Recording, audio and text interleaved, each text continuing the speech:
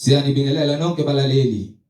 Makube kini umusa nokuthula okuvela kuNkulunkulu uBaba wethu naseNkosini uJesu Kristu, owazinikela ngenxa yezono zethu ukuze asophule kulelizwe lamanje ngokwentando kaNkulunkulu uBaba wethu.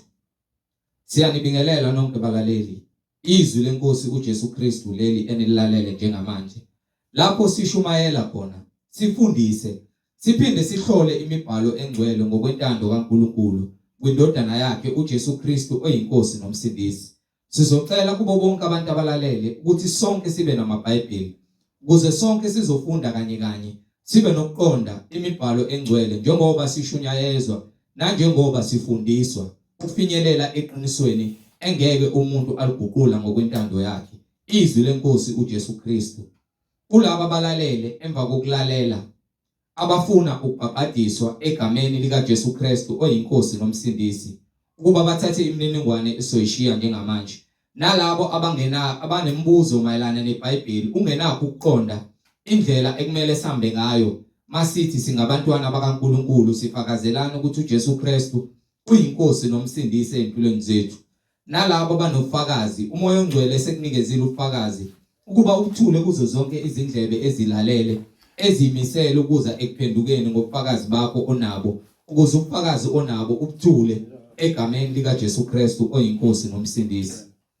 Bazalwane, sizocela ukuba labo abangenawo amaBhayibheli ukuba ni download amaBhayibheli kuma mobile devices enu, ama laptops noma ama tablets noma ama cellphones kuma app stores, ukuze sonke sizofunda kanye kanye sibe nokuqonda lokho umoya ongcwele akushoyo emabandleni kaKristu Jesu.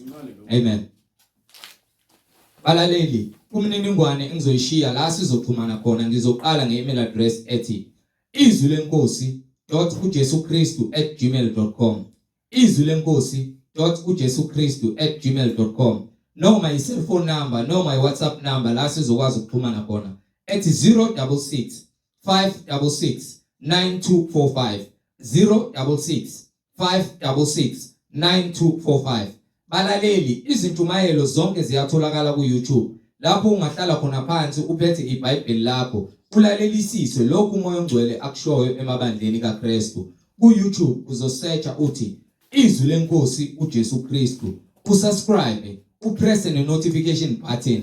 Ungakhohlwa futhi nokusharisha i-link nezihlobo zakho nabo bonke abantu obathandayo, ukuze wonke umuntu ahlolisise imfundiso ayiphethe nasuke efundiswa yilo osuke efundisa, ukube ngabe umoya ongcwele uyakhazumuliswa yini ngayo, ngabe imibhalo engcwele eyizwi nendlela nokuphila iyakhazumuliswa yini ngemfundiso enisuke nifundiswa yona egameni likaJesu Kristu oyinkosi uJesu Kristu. So ilink bazalwane ku-YouTube, Izwi leNkosi uJesu Kristu, uyisharishe nazo zonke izihlobo zakho, ikakhulukazi labo ohlanganyela nabo ngaso sonke isikhathi manihlanganyela nithi niyamdumisa uNkulunkulu ngomoya nangeqiniso. Ake sivule ngomkhuleko simbonge uBaba wethu osezulwini ngalesikhathi samanje nalosuku la namhlanje, nokuthi izwi lakhe libe yimbewu engena emhlabathini ovundileyo impilo zethu, silizwe izwi silenze egameni leNkosi yethu Jesu Kristu.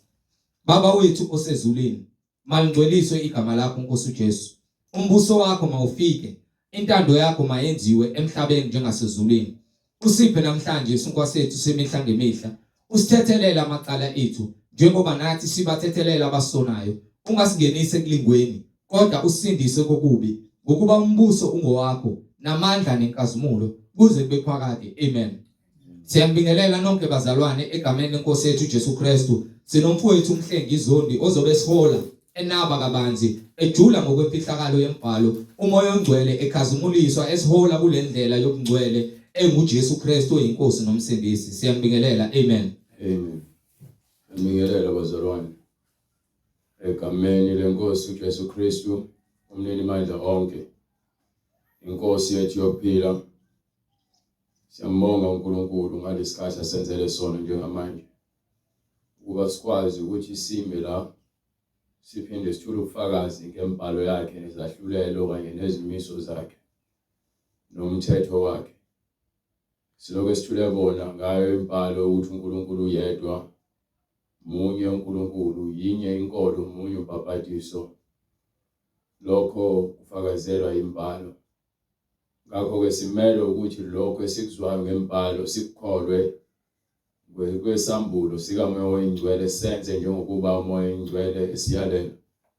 Ayikho enye indlela esingasondela ngayo kuNkulunkulu ngaphandle kwale ndlela elotshiwe phansi eBhayibhelini ngokugcwaliseka kwempalo igcwaliswa uJesu Kristu kubaprofeti nasemthethweni. Ngakho ke wonke umuntu othi uyakholwa kufanele akholwe impalo. Wonke umuntu ohamba le ndlela kufanele ahambe ngempalo. Amen. Akekho umuntu ozozakhela indlela yakhe noma imfundiso yakhe engekho eBhayibhelini. Ngakho ke ubona bonke abantu bayakholwa bamele ukukholwa ngokomoya nangokweqiniso. Hayi ngokubuka noma ngokuthanda umuntu ngoba naku mhlambe ekutshela izinto ozithandayo mase uthi uyakholwa kuyena ngoba naku ukhuluma kamnandi.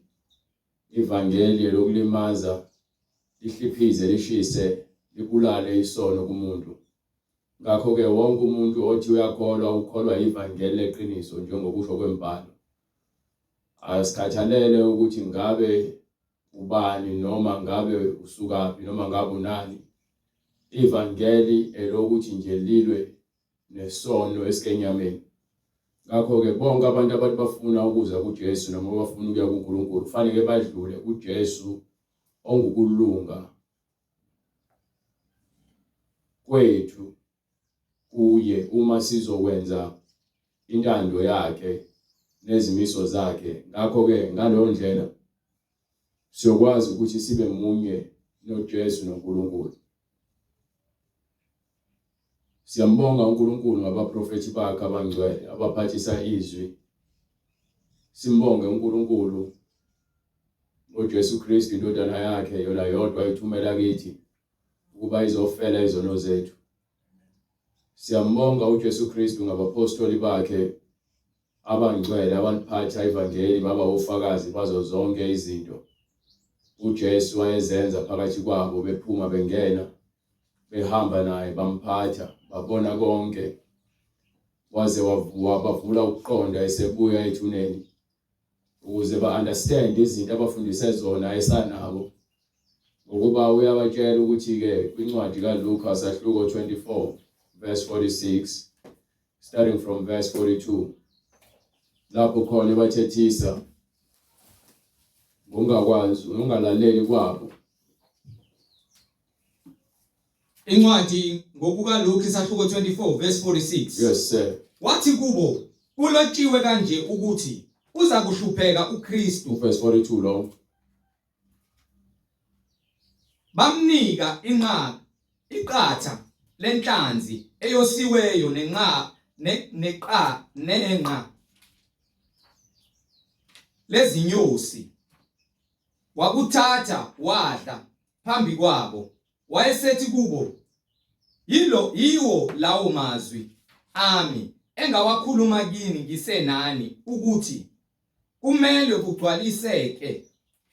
ukugcwaliseka konke. So uma ethi lokho wakhuluma esenabo ukuthi kumele ukugcwaliseka konke lokho ukukhuluma kwincwadi kaMathewu sahluko 5 verse 17.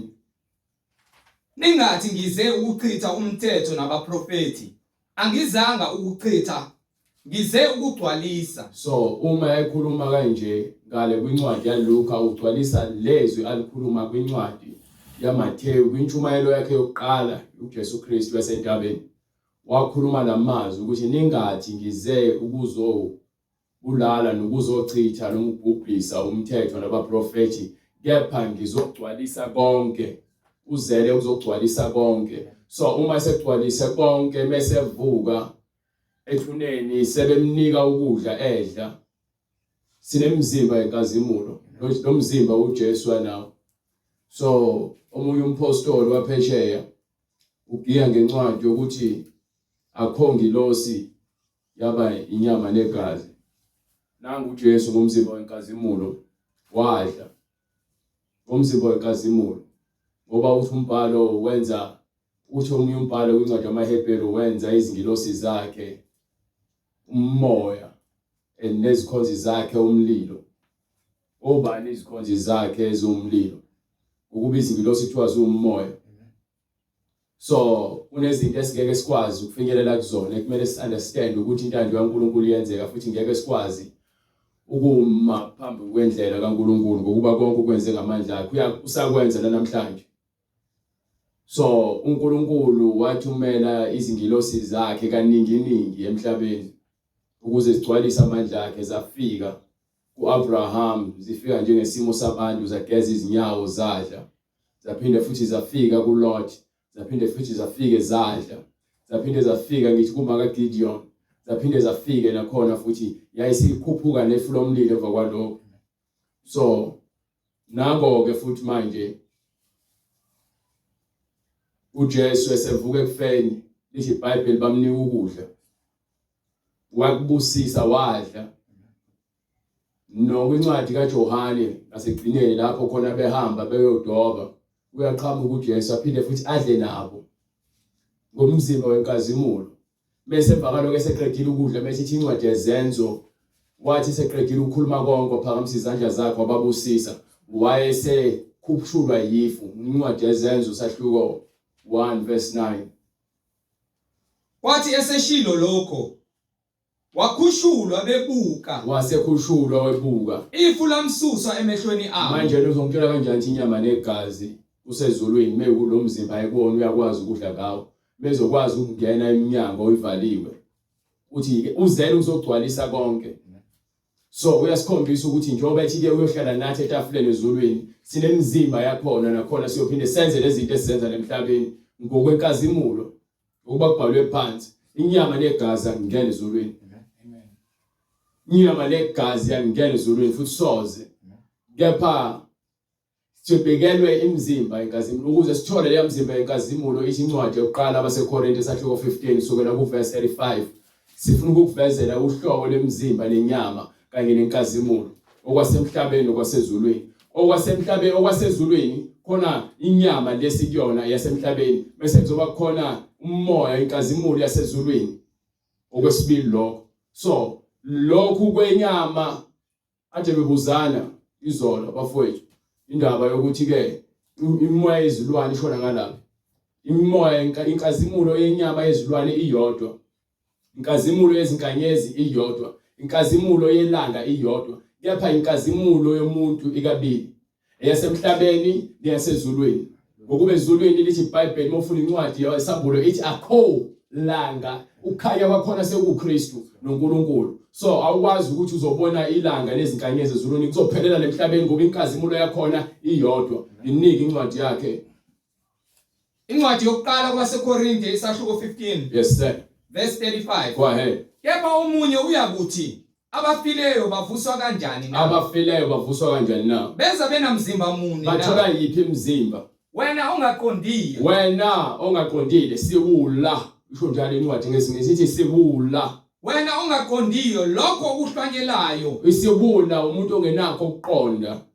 Umuntu ongenakho ukuqonda isiwula. Lo nokuqonda ubizwa ngesihlakaniphi. Go ahead. Wena ongaqondiyo lokho okuhlwanyelayo wena akutholi ukuphila ungafanga. So mawuthatha ukhozo lombila uthatha into efile bathi imbewu bathi ayiphile ukuze iphile imbewu kufanele uyifake enhlabathini bese ke enhlabathini kuvuka isihlahla kusavuka imbewu sekuvuka isihlahla esokhipha izithelo ezophinde zikhiphe enye imbewu. uNkulunkulu kwakhe kanjalo konke. Kepha ke kwizinkanyezi akunjalo, enyangeni akunjalo, amafu akunjalo. You understand? Go ahead. Futhi lokho okuhlwanyelwayo akuhlwanyelwi umzimba oza kuba khona kepha inhlamvu oluze. So ngichaza ukuthi akuhlanyeli kuzokhipha futhi olunye ukhozo kepha kukhipha isihlahla. So enye inkazimulo kungatshe ukhozo lombila kwavuka isihlahla. Noma kungaba ngoluka kolwenu noma kungaba ngolokunye. Yes sir. Kepha uNkulunkulu ulunika umzimba njengokuthanda kwakhe. So uNkulunkulu unika umzimba njengokuthanda kwakhe. Ileyo naleyo mbewu owayo umzimba. So nakho futhi uJesu sevuka ekufeni. kuyona futhi incwadi kaLuka mengaphosisi esevuka ekufeni incwadi yaLuka 24 from verse 21 mengaphosisi ngifuna ukukuvezela ukuthi uNkulunkulu uvusa ngokumzimba ngokuthanda kwakhe. You understand? Go ahead. Incwadi ngokukaLuka isahluko 24 verse 21. Yes, sir. Thina ke besethemba ukuthi nguye Hlehla ke manje uyoqala ku16. kepha amehlo abo abebambekile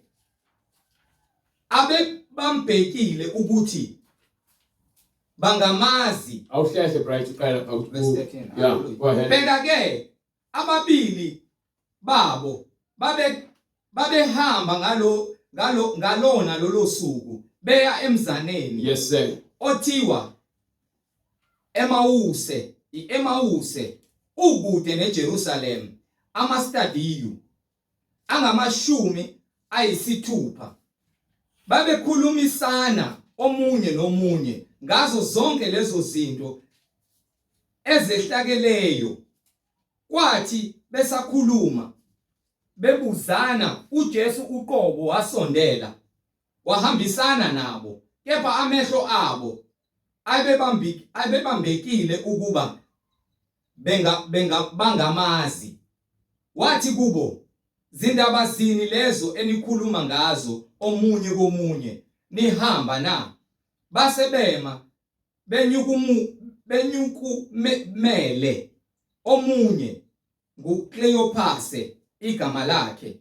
Bephendula wathi kuye, wena uyisihambi eJerusalem, ungoyedwa ongazazi izinto ezenzekileyo khona ngalezi zinsuku na? Ibambe lapho.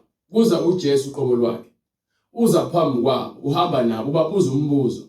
Labantu mabebemazi uJesu ephila. Kwenziwa yini bangamboni manje? Bekuthi ke bayamazi uJesu. Ingakho ke incwadi ithi ngale umzimba uwenza lokho athanda ukwenza wona, unika amandla awuveze ngalendlela afuna ukuveza ngayo. Incwadi yaseKorinte yokuqala sahluko 15 kusukela ku verse 35 36. Go ahead. Kepha lokho kuhlwanyelwayo akuhlwanyeli umzimba oza kuba khona. So angithi ngiyakukhombisa uJesu wafa ngokwenyama, sonke siyavumelana. Kepha bese vuka uvuka ngomzimba wenkazimulo. Kepha bese qhamuka phakathi kwabantu ababili abamaziyo enyameni. Uma seqhamuka yini manje bangakwazi ukubona ukuthi uyani uJesu lo? Yini ayenza ukuthi bangakwazi ukumbona?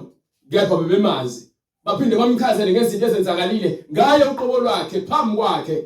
Amen. Bekuthi bayamazi uJesu, bekuthi umuntu bengcwatshwa uvusa kwalo mzimba lo ofanayo.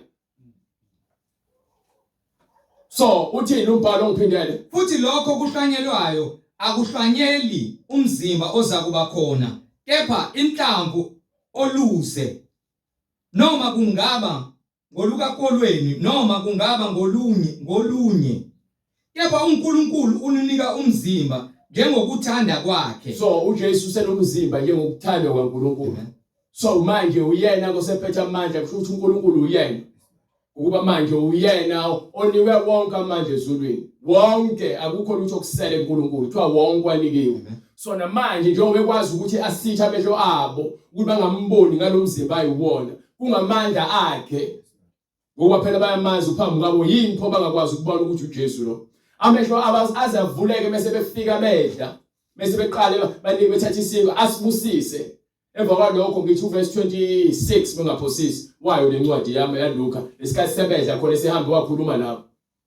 uKristu, incwadi ngokaLuka isahluko 24 verse 26. Go ahead. uKristu ubengamelwe yini ukuhlupheka? Yes sir. Ngalokho aze angene enkazimulweni yakhe na? Yayizwa indaba uyena ukhazela bona ngezinto ebekumele zenzele ke kuyena ukuze angene kulesimo akusona njengamanje. Wayesethathela kuMose nakuba profeti. Uthatha kubani? Wayesethathela kuMose nakuba profeti. Isizathu sokuthi ke enze lokho ngokuba uJesu ushilo kwincwadi yaMatheyu 5:17 ningathi ngize ukubhubhisa nokuqeda ukuchitha umthetho, kepha ngize ukugcwalisa. So ingakho esehambe yakuMose eyolanda amazwi kaMose. Uyolanda ngiyazi futhi uyolanda iphi incwadi kaMose. Ukhuluma kwincwadi kaMose ngencwadi kaDeuteronomy sahluko 18 verse 15 lapho khona ebayitshela ukuthi ke from 15 to 18 lo verse there incwadi yaDeuteronomy ukuze ke angene enkazimulweni yakhe kwakumele abambulele. So uma ehamba yakuMose nakubaprofeti ukhona kwincwadi yaIsaiah, ukhona kwincwadi yaJeremiah, ukhona kwincwadi yaMalachi. You understand? 15 to 18. Uyakumbeka yena uJehova uNkulunkulu wakho. Uyakumkhetha. Uyakubeka omunye wabafowenu inkosi phezu kwakho. Ungabeki phezu kwakho owezizwe ongesiye umfowenu. No, uhambe ku 15 18.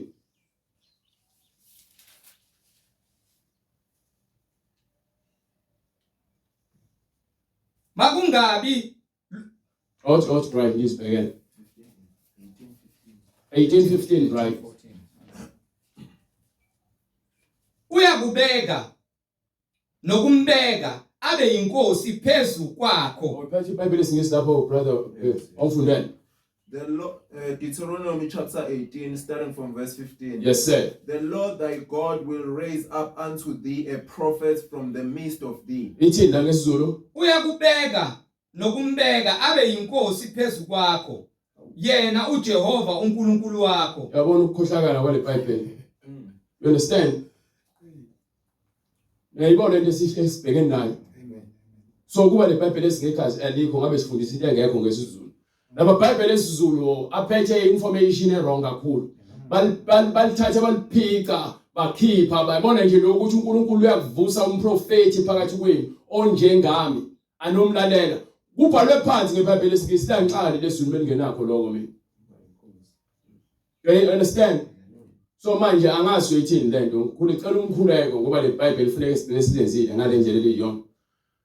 Awufundele ngesingisi.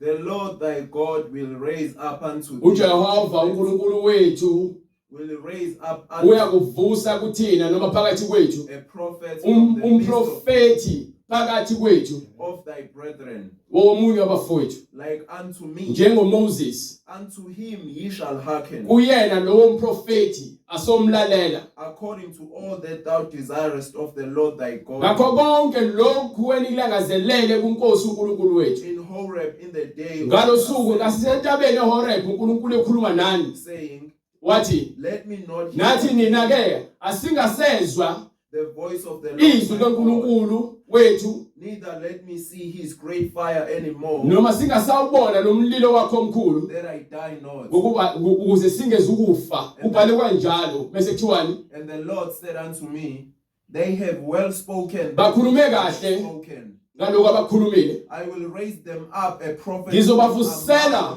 omunye umprofeti phakathi kwabo among their brethren, Yes, sir. like unto thee, njengoMoses. and will put my words in his mouth, Ngiyofaka amazwi ami emlomeni wakhe. and he shall speak unto them all that I shall command him. Nayo ke into engifuna elento engifunayo uJesu ufakaza lokho njengoba nabanye abaprofeti abanye abapostoli kwincwadi ezenzo bafakaza the same thing ukuthi uNkulunkulu wayekhulumile uMoses ngoJesu. So lento ayikhulumayo uJesu uthi ubona lapha kwincwadi kaLuka sahluko 24 verse 27. akaqedi lapho uthi ke waya kuphi kuMoses. Yes, Lord. Waphinde futhi waya kubani baprofeti ngizothatha nje umprofeti oyedwa nginika incwadi yalontuzana yaIsaiah 7:14 ungiphi incwadi yaIsaiah 9:14 ungiphi incwadi yaIsaiah 11:1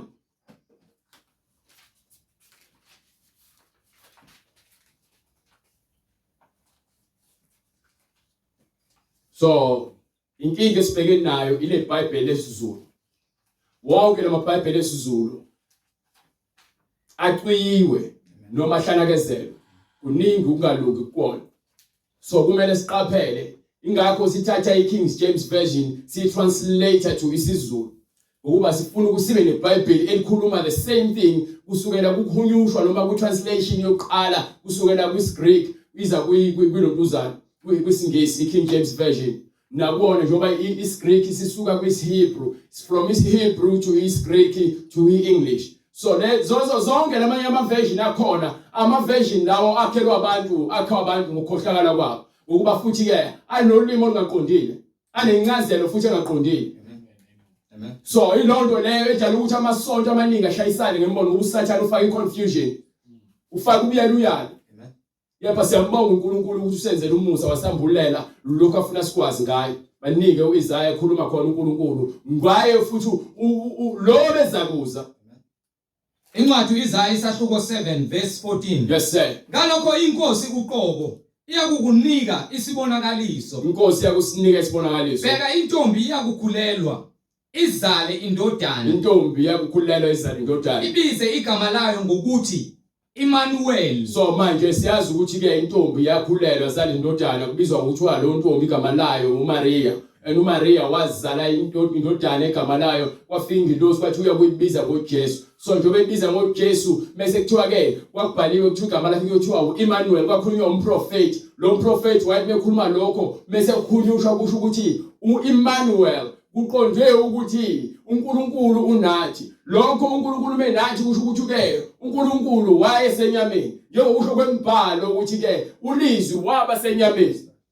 Sayibona inkazimulo yakhe njengoyo yedwa ozelwe kuyise.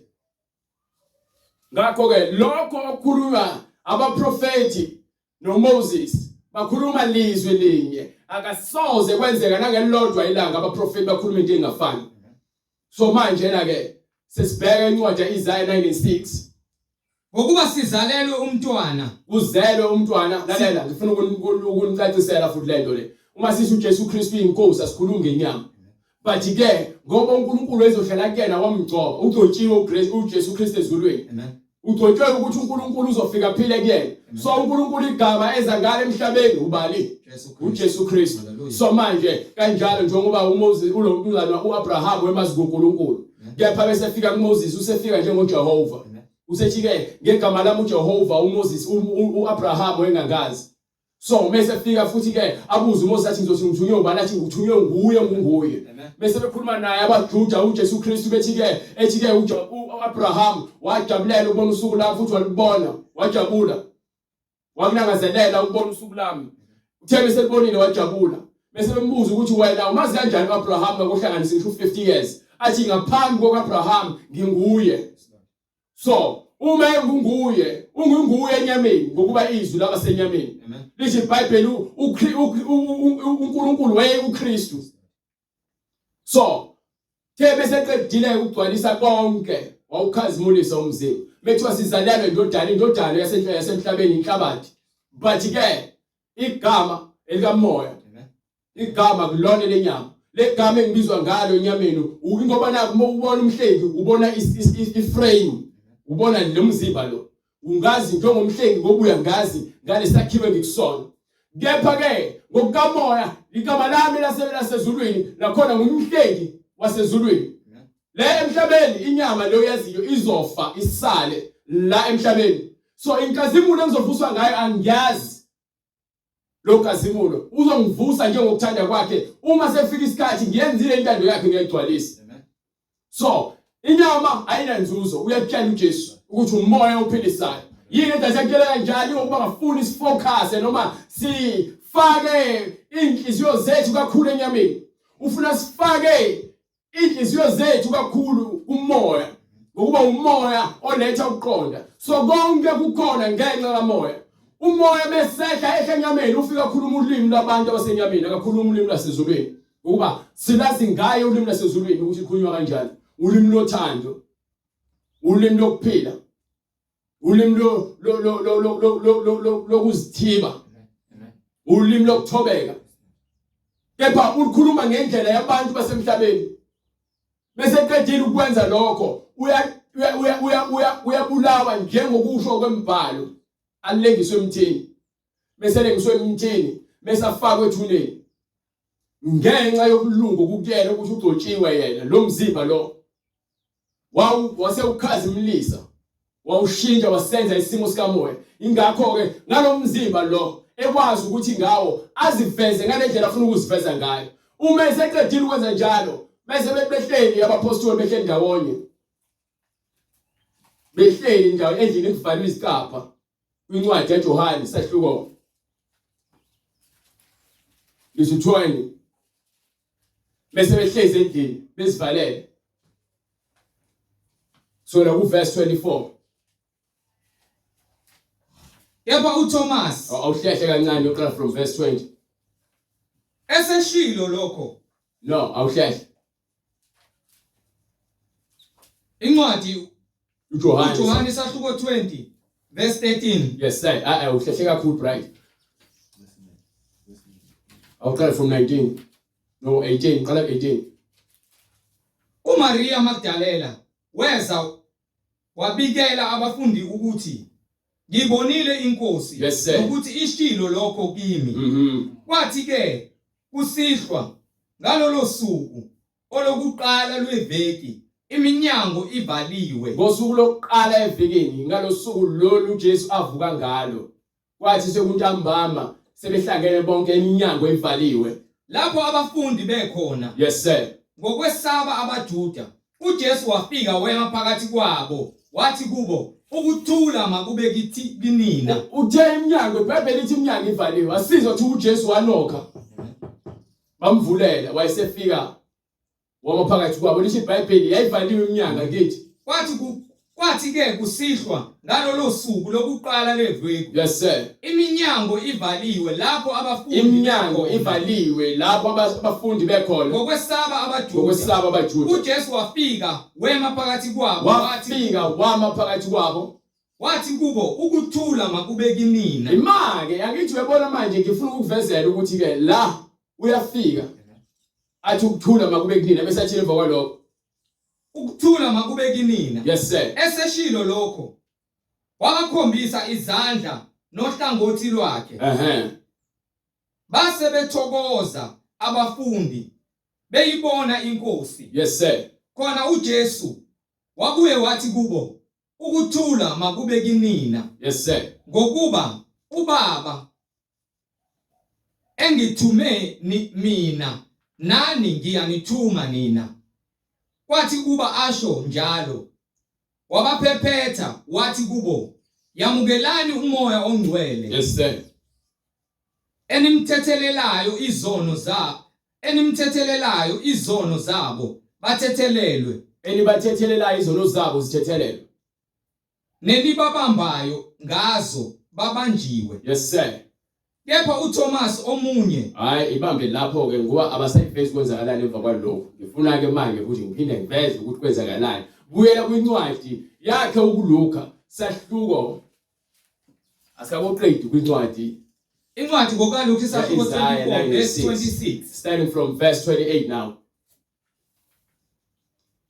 verse 28 base besondela emzinini ababeya kuwo yena washaya sengathi uyadlulela phambili bamncenga bathi hlala nathi ngokuba sekuza kuhlwa nemini isiyadlula yes sir wangena wahlala nabo kwathi esehlezi nabo ekudleni wathabatha isinkwa wabonga uJesu wathatha isinkwa wabonga ungakwenzani lokho ngomzimba kamoya umoya ungazenzela lokho kepha ngomzimba wenkazimulo uJesu wakwazi ukwenza sikhuluma ngomzimba wenkazimulo wahlephula wabanika wayesehlephula uJesu yena wayesebanika amehlo abo wasevuleka amehlo abo bamazi base bembona uJesu wayesenyamalala wait nazo-ke indaba senza njani manje wayesenyamalala kubo unganyamalala ngomzimba wenyama legazi you understand ifuna lokho ukuthi wafika phakathi kwabo kuvaliwe iminyango wabusisa ukudla emva kwalokho wayesenyamalala amen so usegcwalise konke ukuthi thina sinemzimba esibekelwe imizimba yenkazimulo njengale mzimba ukwazi ukuthi wenze lokho angayilo ofunayo. Lo mzimba futhi awuloko uhamba ibanga uyanyamalala uhambe uyovula lokuvula khona glory to God. Hallelujah. Imistry le. Amen. Yebo uNkulunkulu uqede kufuna unginike lapho ukuthi uJesu bakethu yini esekenyameni nakhona futhi kufuneka bizwe ngobani. Incwadi yaIsaiah 9:6 bese uyabuya kwincwadi yaLozana yokuqala seKorinte. Incwadi uIsaiah isahluko 9:6. Yes sir. Ngokuba sizalelwe umntwana. Siphiwa indodana. So uNkulunkulu wakha inyama emhlabeni. Inyama iqhamuka ezulwini. Ningalinge lithi uNkulunkulu uJesu Kristu uqhamuka ezulwini inyama legazi. Lutho. Inyama yaqhamuka esibelethweni. Somuntu wesifazane. uNkulunkulu wayakha ngamandla akhe esibelethweni somuntu wesifazane. Inyama negazi aqhamuka ezulwini. So akho ndodana eqhamuka ezulwini. Indodana iqhamuka emhlabeni. Izelwe uNkulunkulu uyazalwa yini? No. So uzomtshela ukuthini? Yapha uNkulunkulu bese kuyona. SeyinoNkulunkulu yona. Ngalesikhathi ke eqedwa ukubhaphathiswa. Ngesikhathi eqedwa ukubhaphathiswa uJesu uNkulunkulu wehlela kuyena. Amen. Sukela lapho unoNkulunkulu. Yena noNkulunkulu bayedwa. Kubhalwe phansi eBhayibhelini. So manje kusukela lapho kuyaphambili ke uNkulunkulu usekenyameni ngokusemthethweni. Kepha uJesu ezalwa akuzalwanga uNkulunkulu kepha umoya kaNkulunkulu ubona omsibeke ngokuba wakhiwa uNkulunkulu. Ukhula ngobuhlakani nangomzimba uNkulunkulu akakhulu. Uyakhula uNkulunkulu. Uthi yena uyisiqalo nesiphetho. Uthi akana kuqhamuka azikho insuku zakho waqala khona.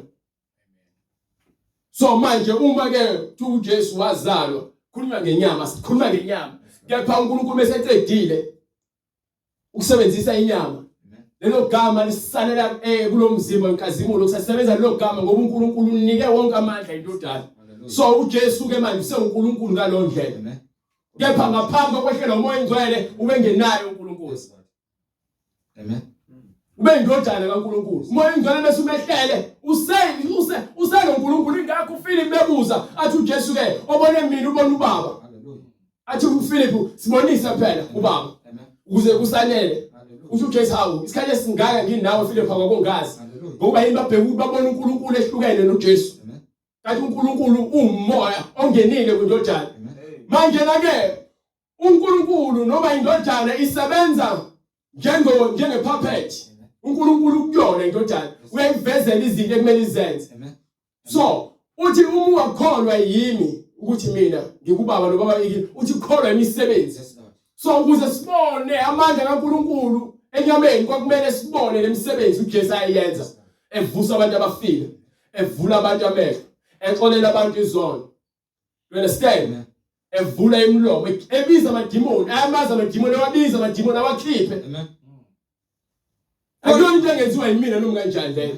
Kholwani yimi ukuthi ngikubaba. Fanele ukholwe ukuthi ke uJesu noNkulunkulu babe into eyodwa kanje. Uma kungenjalo kholwani ngenxa yale misebenzi. Imisebenzi ewenza abantu understand ukuthi uJesu akekho umuntu osebenza lezinto. Ngokuba lo Nicodemus usho the same thing. Athi siyazi ukuthi wena umfundi ovela kuNkulunkulu. Ngokuba akekho umuntu owenza lemisebenzi engenaye. Yes Lord. uNkulunkulu. Hallelujah. So iBhayibheli ke lincwadi efihlakalo nezimfumbe, izaga, uhlakani, amagama ayimfihlakalo. Kepha ufunda ungazi ukuthi understand. Kepha umoya ingcwele bese zambulile wakunika konke ukuhlakanipha uyahlanganisela ukuthi ubani yena. Akuvezele inkazimulo yakhe. So uma ethi lapha kwincwadi yaIsaiah 9:6 ngokuba sizalelwe umntwana siphiwa indodana umbuso uyakuba semahlombe akhe. Abanye bathi ke kusho kanjena ngoba naku kuthiwa umbuso uyoba semahlombe akhe kuthiwa uyocindezelwa. Lalela ayikho lonto leyo. Uyena ophethe umbuso, uyena ophethe amandla onke. You understand? So umbuso mosemahlombe akhe uyena othwele umbuso. You understand? Bethu umuntu yazi umthwele ngeqoma ubani lo muntu uyamphakamise kanjalo naye lento leshuwa ukuthi umbuso yobese mahlombe akhe kusho ukuthi uyena ophethe nothwele umbuso. Hallelujah. Lezi zinto lezi ezidida abantu basuke bazizele eBhayibheli ngobuso baliphaphele ngiyabafundisa abadala belokho bekukhomela ukuthi mina sengibe nebandla ngihola ibandla 50 years nginama branches awu10 anginandaba nama branches akho mina anginandaba namagatsha akho. Mekuthi ke umvini ubolile namagatsha abolile Hallelujah. So ungitshele ngamagatsha mina.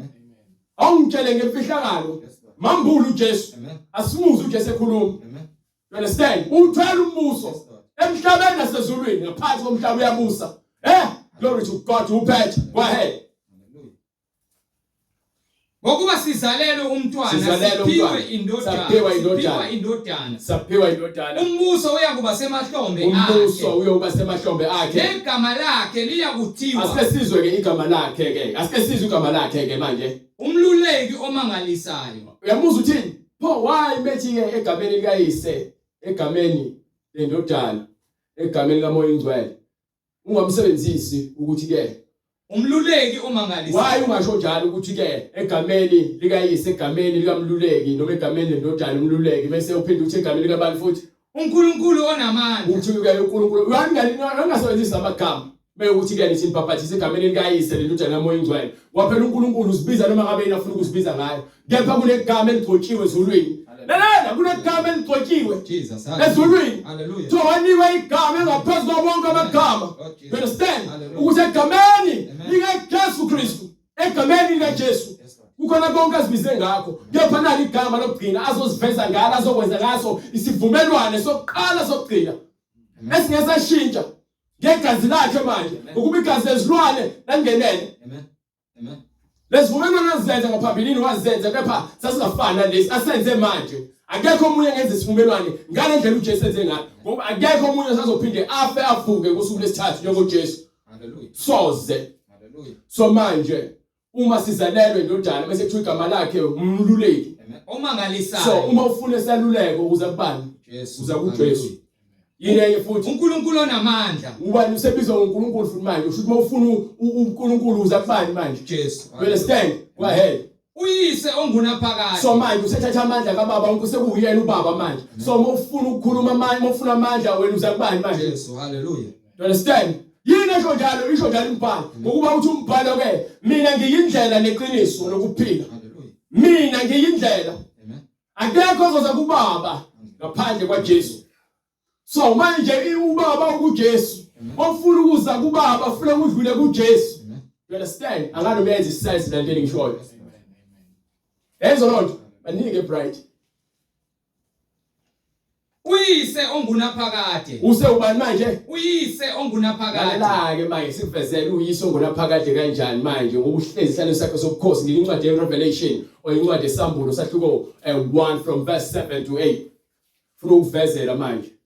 Uthi njengoba kuthiwa ifu lamthatha kunamadoda emini amathathu lapha anganoma amathathu noma amabili athi nemadoda eseGalili nimelele ingolozelo ephezulu lo nimbona ekhushulwa ngefu nangendlela ekhushulwa ngayo ephinde ehle ngayo. So manje asibhekeke nje manje ukuthi uzovezwa njengoNkulunkulu angunaphakade kwincwadi yakhe isambulo sahluko 1 from verse 7. Hallelujah. Go ahead. Bhekani uyeza namafu. Uza kani? Namafu. uJesu wakhushulwa ngani? Namafu. Incwadi yaIsaya ithi uNkulunkulu angunaphakade ngithi. Uthi uNkulunkulu angunaphakade uqhubeke futhi ufunde lapho.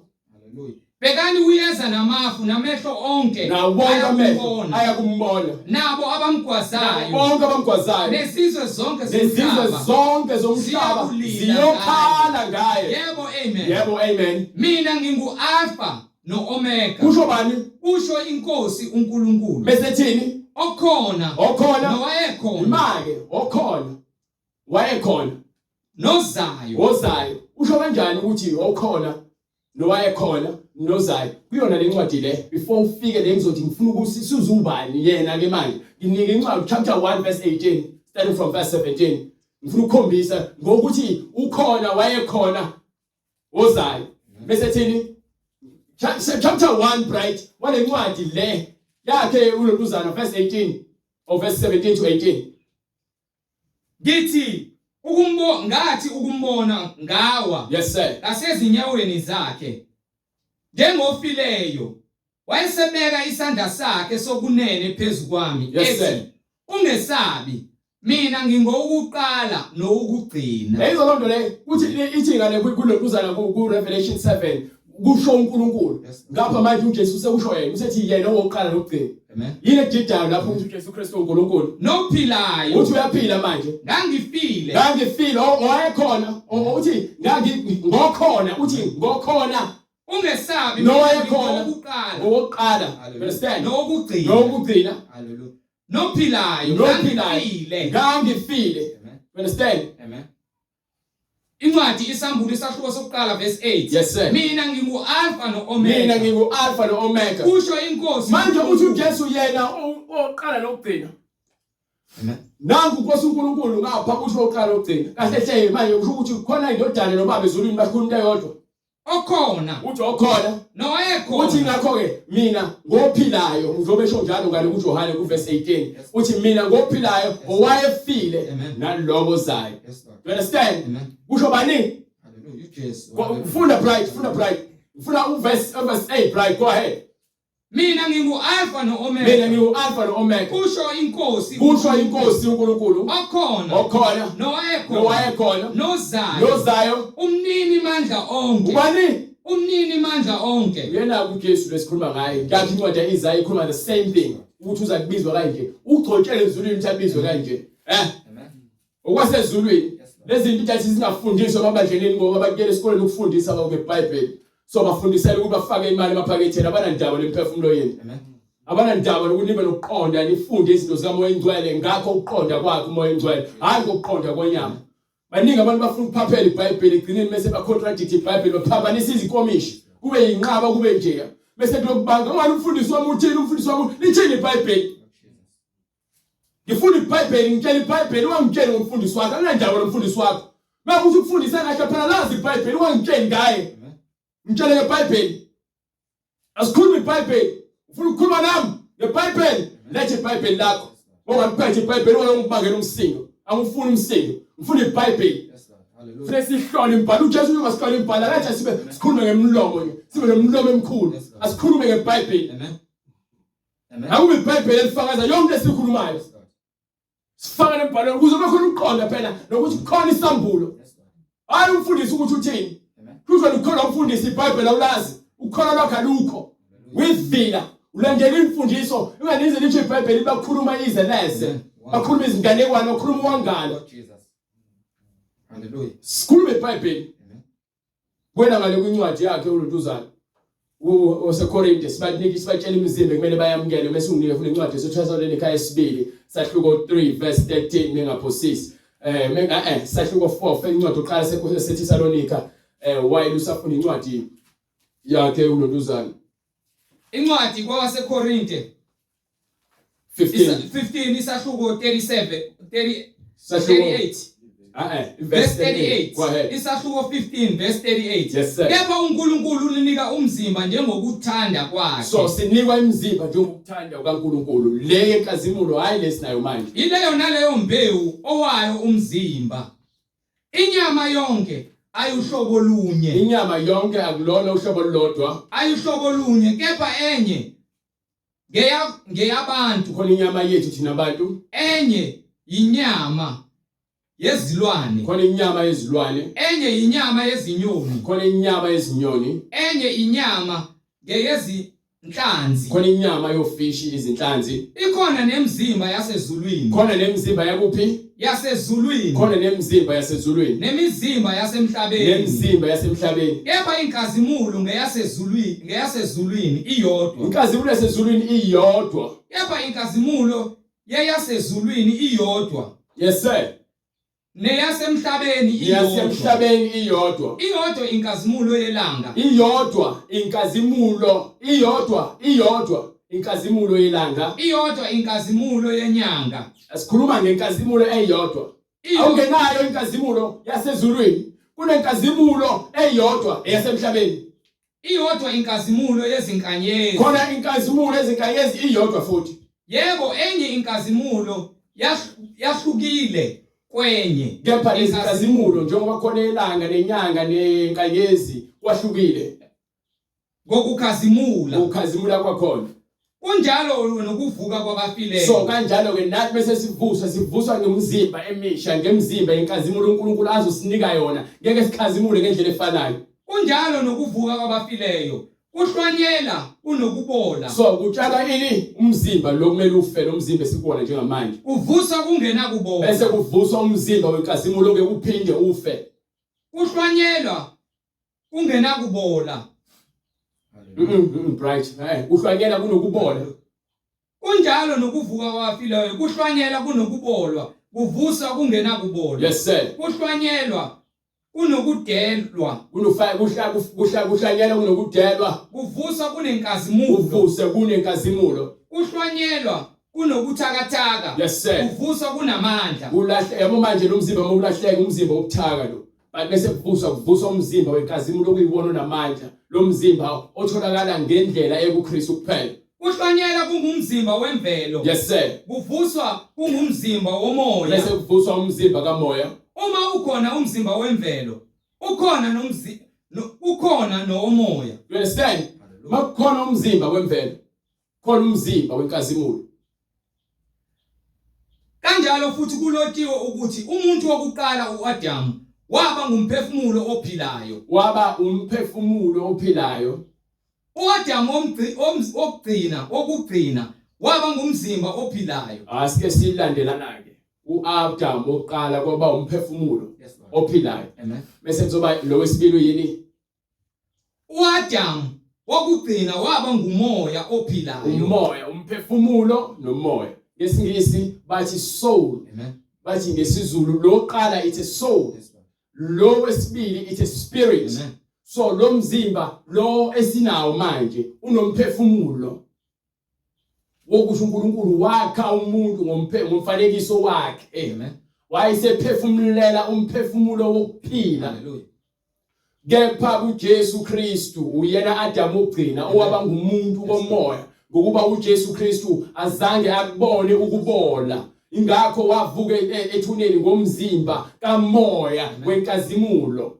So lo muntu lowo yiwona umuntu ekukumele sibe uye kwaseqaleni ukuba uAdamu azange onde. So ingakho incwadi itshela ukuthi ke kwincwadi yamaRoma isono saqala sisuka la kuAdam size sigcine kuMose. uJesu uyena ogcwalisa konke asikhombise ngenkazimulo kaNkulunkulu. So ke umphefumulo uma ungenaye uNkulunkulu awunakuphila. Kepha umphefumulo uma unoJesu unokuphila uyokuzuza umzimba kamoya wenkazimulo. Kepha umphefumulo uma ungenabo ungcwele uyilento le uNkulunkulu ayidala. So lo mphefumulo ubusaba nje umoya kaSathane. Ingakho ke ungena kuyithola umzimba wenkazimulo njengomoya owawukuJesu. Ngokuba kuJesu kwavuka uNkulunkulu lo wayekuyena. Ngoba uNkulunkulu enkathi edala uJesu wadala umuntu njengoba bonke abantu emhlabeni enomphefumulo kaNkulunkulu. Kepha yena wayesegcwaliswa ngomoya kaNkulunkulu. Wayesevuswa umoya, akavusanga umphefumulo, wavuswa umoya kaNkulunkulu. Adamu walahlekelwa lo moya lowo. Hallelujah. You understand? Hallelujah. Ngenxa ungafuni ukugcina umyalelo kaNkulunkulu. So wonke umuntu akawugcina umyalelo kaNkulunkulu akanabo uNkulunkulu. Lord Jesus. Unomphefumulo aphefumulela bona. Amen. Kepha So bayazibuza ukuthi abantu ke uNkulunkulu ungena kanjani kuthina? Isincwadi lo mqondo awukuKristu mawubekuthina. Ungena ngezwi ngoba nakuJesu kwakhona izwi. Kuyena kokuphila izwi laNkulunkulu. Izwi liphilisa ngentshela nje. Izwi lungumoya. Ukuthi umoya kaNkulunkulu ungulizwi. Amen. Umunolwazi ngomoya nangekuswa kaNkulunkulu yoqonda. Hallelujah. Ukuthi uNkulunkulu kanjani? Ungena kanjani? Ungena ngezwi. Uma ugcina izwi lakhe ulenza usekhona kwena. Ingakho ithi incwadi ke phendukani. Ngoba ngeke uze uNkulunkulu angene kwena uhlezi esonweni. Ngeke azahlale kwena futhi uhlezi esonweni.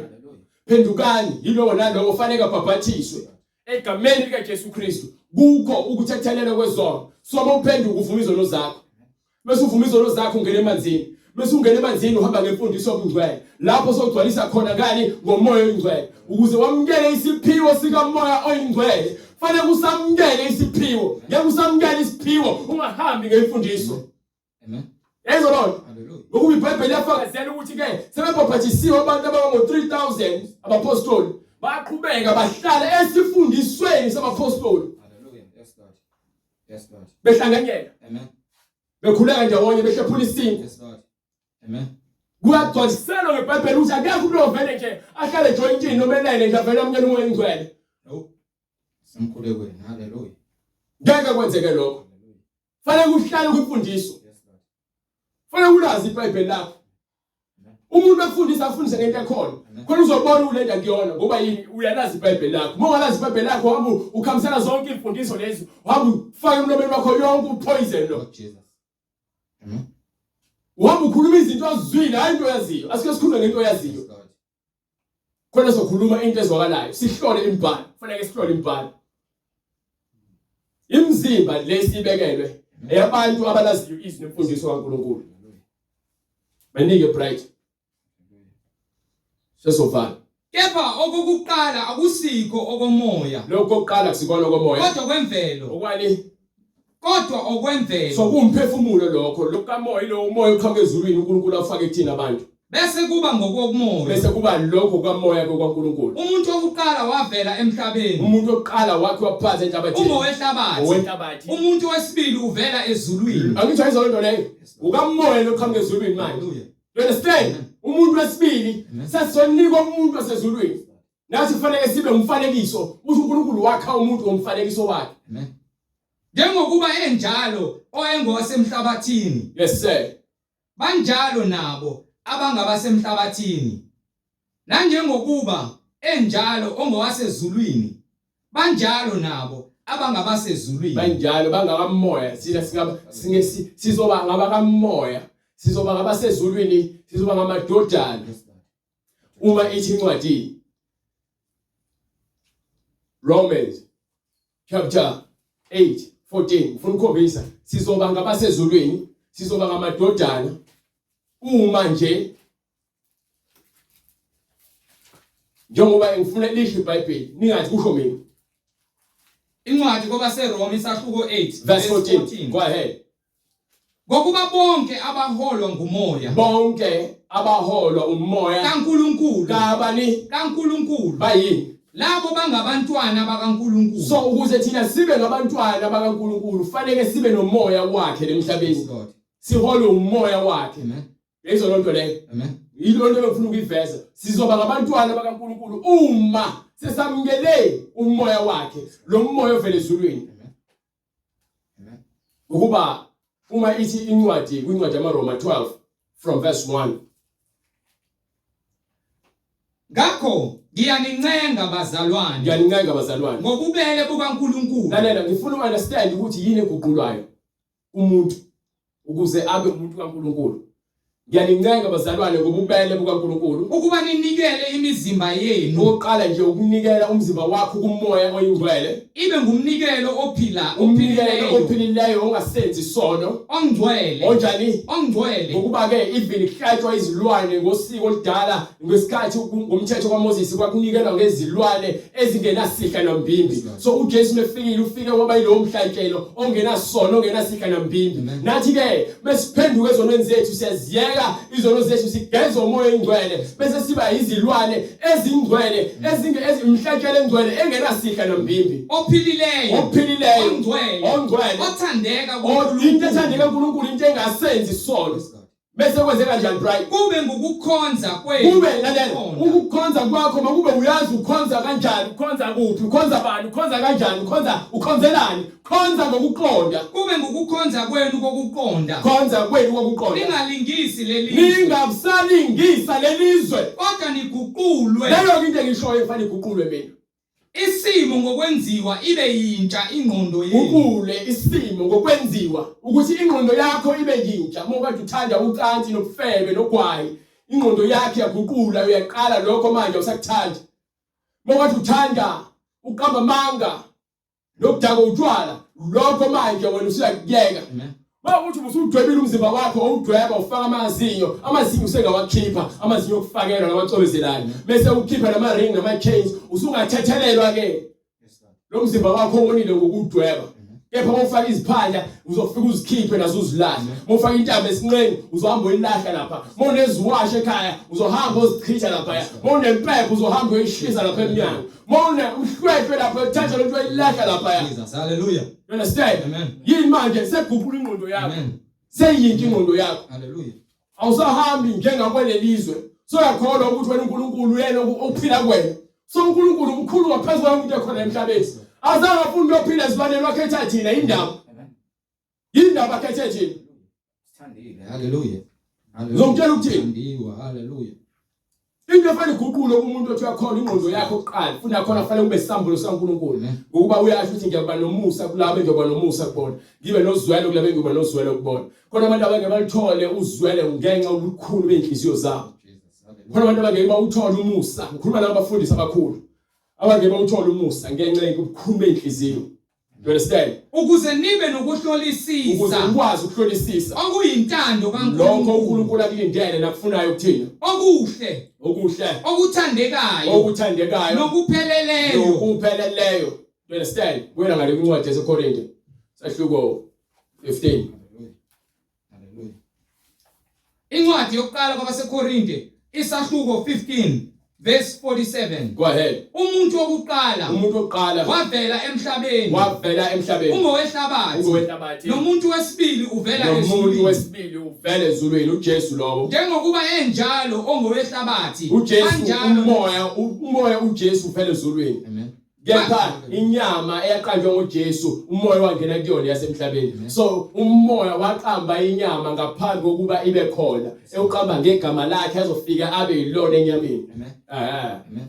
Banjalo nalabo abangabehlabathi. Banjalo nalabo abangabehlabathi. Nanjengoba enjalo ongowasezulwini. Njengoba enjalo lo wasezulwini. Banjalo nabo abangabasezulwini. Banjalo nabo labo abangasezulwini. Futhi njengokuba benesimo sokungowehlabathi. Yes sir.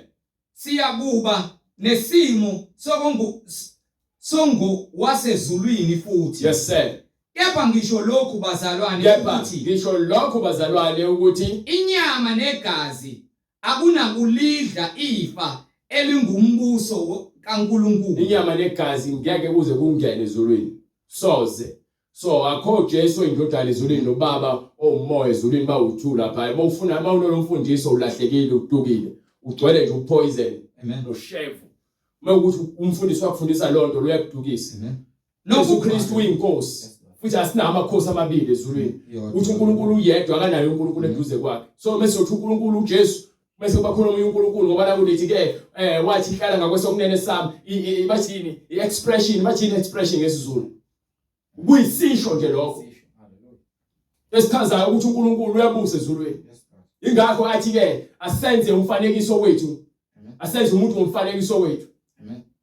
Bese aphinde athi ngalo Stefano ke ngase kuvuleka abaZulu ngayibona inkazimulo kaNkulunkulu. Hallelujah. Ngabona uJesu engakwesokunene sikaNkulunkulu. Amen.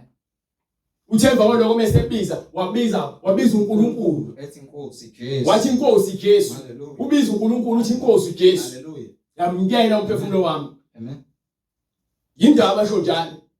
Ingakho lokho lithi iBhayibheli lokhu kuyimfihlakazi. Hallelujah. Lokhu kuyimfihlakazi. Amen. Ingakho lithi ke iBhayibheli ke uNkulunkulu ayeKuKristu. Ezobiza thina esibizela kuyena.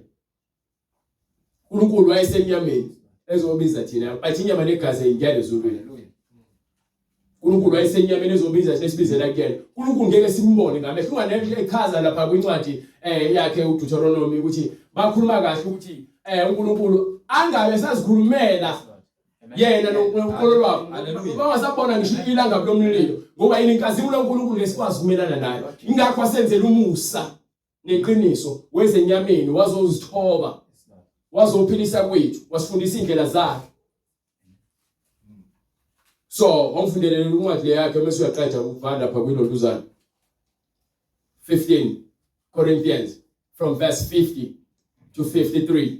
Kepha ngisho lokhu bazalwane ukuthi inyama negazi akunakulidla ifa elingumbuso kaNkulunkulu inyama legazi ngeke ngene ezulwini nokubola nokubola futhi akunakulidla ifa elingukungaboli. you understand so lokhu kubola lokhu kwenyama ngeke kuze kudle ifa likamoya Bekani ngiyanitshela imfihlakalo ngiyanitshela imfihlakalo asiyokulala sonke ngeke sisilale kepha siyakuguqulwa sonke yes sir ngesikhashana ukuphazima kweso ngecilongo lokugcina ngokuba icilongo liyakukhala ngokuba icilongo lizokukhala abafileyo bese bayakuvuswa kuvuswa abafileyo bengenakubola labo bafileyo bavuswa bengenakubola thina siyakuguqulwa labo abaphilayo yalizwe iBhayibheli abaphilayo mekuthi usaphila uyakuguqulwa thina siguqulwe ngokuba lokhu okubolayo kumele ukwembatha ukungaboli. So manje kufuneka lo mzimba uguqulwe unikwe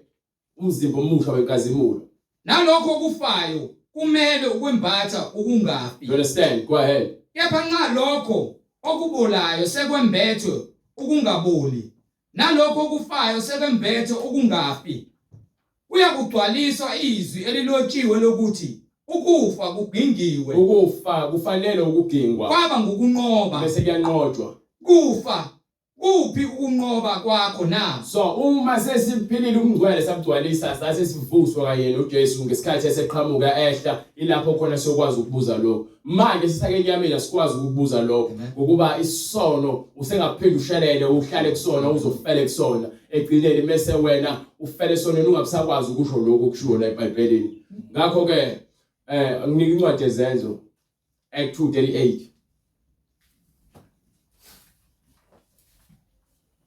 uPetru wayesethi phendukani yiloyo naloyo abhaphathizwe yiloyo nalowo ofanele abhaphathizwe egameni likaJesu Kristu ungakazi ubhaphathiswe ungakazi uphenduka ubhaphathiswe egameni likaJesu Kristu ukuhamba kwakho kusayize leze uthi usindisiwe wathiwa phambi izandla wathiwa isho umthandazo wezono wafafazwa ngamanzi wabhaphathiswa egameni likaYise lendodana kaMoya oyingcwele akakubhaphathizwa washutha kokufinyelela eqinisweni. iBhayibheli lithi ke phendukani yilowo nalowo abhaphathiswe egameni likaJesu Kristu kusho umpostoli owayenoJesu Kristu. So umfundisi wakho mengenaso lesambulo esho kunye uphambene nalokho akaqhamuka uJesu lo muntu lo angikhathani uma ufundisa ngani iBhayibheli akaqhamuka uJesu. iBhayibheli lithi konke ubhaliwe ngaphambili ibhalwe thina so nathi kumele sihambe ngaloko ubhaliwe phansi egameni likaJesu Kristu simele ubhaphathiswe kukho kuthethana kwezono zethu khona niyakwamukeliswa khona ke sobe samukeliswa isiphiwo sikaMoya oyingcwele ngokuba isithembiso ngesenu nesabantwana benu yes sir esabo bonke abakude bonke inkosi uNkulunkulu wethu eyakubabiza yes sir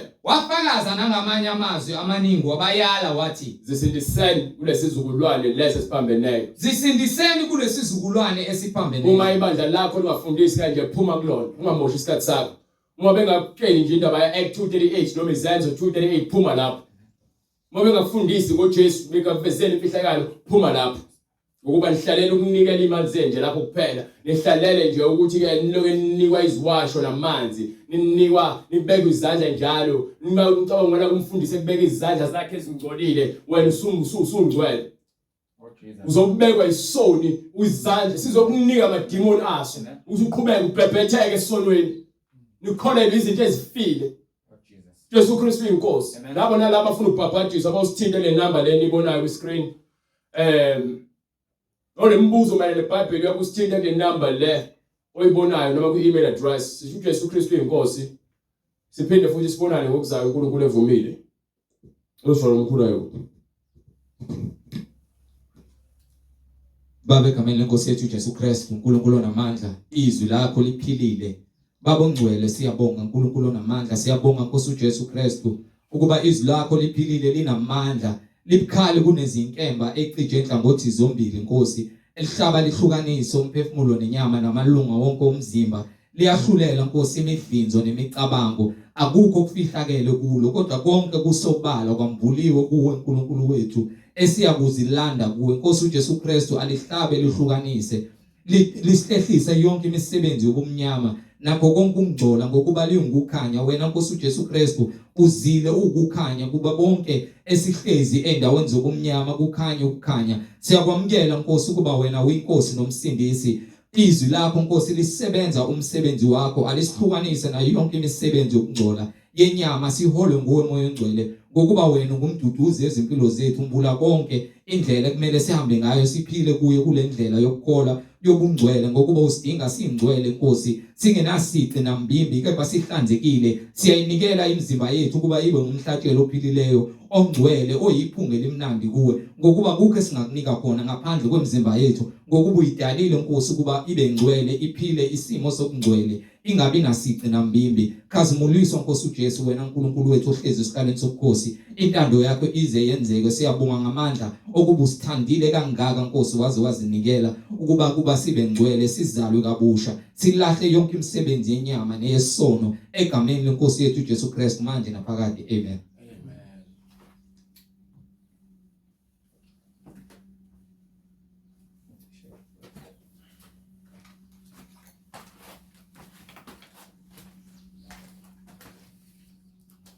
Angina wama